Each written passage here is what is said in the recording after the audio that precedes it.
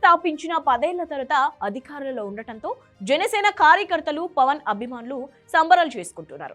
100% strike రేట్తో 21 స్థానాలకు 21 స్థానాలు గెలిచి అసెంబ్లీలో రెండో అతిపెద్ద పార్టీగా జనసేన ఉండటం, కూటమిలో కీలక పార్టీగా ఉండటం, పవన్ కళ్యాణ్ ఉప ముఖ్యమంత్రి కావటం, ఇలా ఎన్నెన్నో ఆ పార్టీ అభిమానులకు కార్యకర్తలకు మంచి జోషిస్తున్నాయి.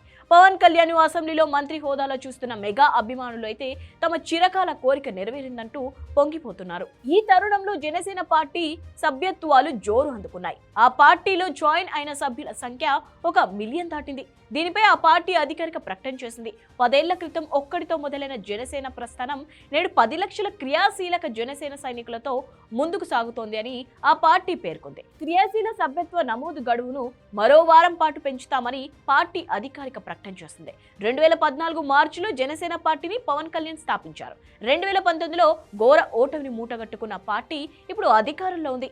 ఈ 10 ఏళ్లలో పవన్ కళ్యాణ్ వ్యక్తిగతంగా కూడా ఎన్నో అవమానాలు ఎదుర్కొన్న సంగతి తెలిసిందే. తన భార్యపై కూడా వైసీపీ నేతలు కామెంట్ చేయడం, రాజకీయాలపై ఆసక్తి లేని వారిని కూడా కన్నీరు పెట్టించిన అంశం. 2019లో ఆయన 2 స్థానాల్లో పోటీ చేసి 2 స్థానాల్లో ఓటమి పాలైనా కూడా ఎక్కడా ప్రభుత్వానికి భయపడి దాక్కోలేదు.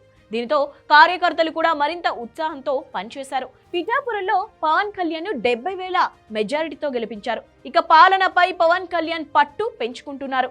జనసేన పార్టీ మంత్రులు కూడా తమ శాఖలపై పట్టు పెంచుకోవాలని, ఎమ్మెల్యేలు బాధ్యతగా పనిచేయాలని పవన్ చెప్తూ వస్తున్నారు.